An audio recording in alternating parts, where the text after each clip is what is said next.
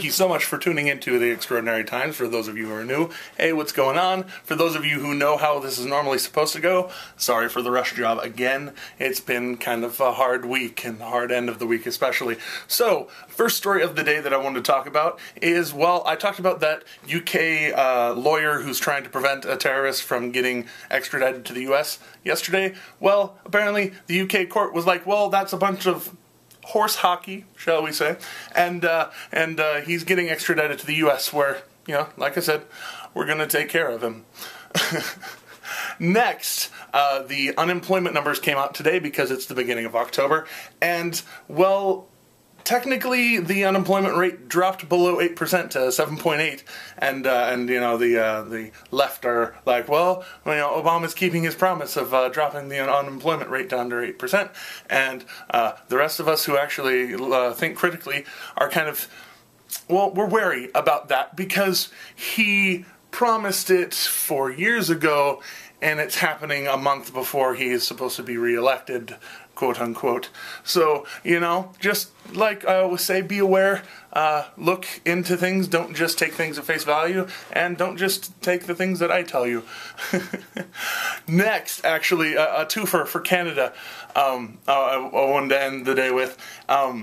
In Alberta, there was this man, 47-year-old man, who was arrested for growing pot, allegedly, and the plants that were seized were brought into court, and a plant expert was like, "Hey, those aren't marijuana; those are wilted daisies." For me, that's really funny because, you know, a lot of plants, if they're wilting, will look a lot like marijuana plants. I happen to have seen some in person before. I've never done the marijuana. It is not my bag, if you will. But it's weird because, you know, you can see a picture of them. That's my quick picture. Go click the link. But I'm ridiculous. But it's crazy that you would think that they would actually investigate and look into things, but they just kind of jumped the gun and took this man to jail when he really didn't deserve it. So good job, Canada, and kind of a twofer for good job, Canada.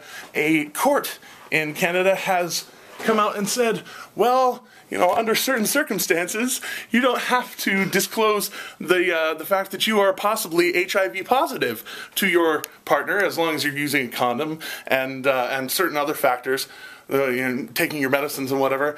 And actually, you know, I'm gonna say whatever legal ramifications there are there, it's not okay to well, lie or even just, you know, not disclose things to your sexual partners if you are one of those people who sleeps around like that. And that you know, has a negative connotation or whatever. Get over it. If you're sleeping around, you're sleeping around. Just, you know, own up to it. Be honest.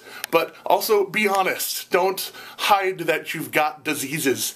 That not even legal ramifications. That just makes you a terrible human being. But disease. I'm getting better. I swear. Oh, hopefully that's not a sexually transmitted disease, because, well, I'm aware of. Best of my knowledge, you are not a man-ho.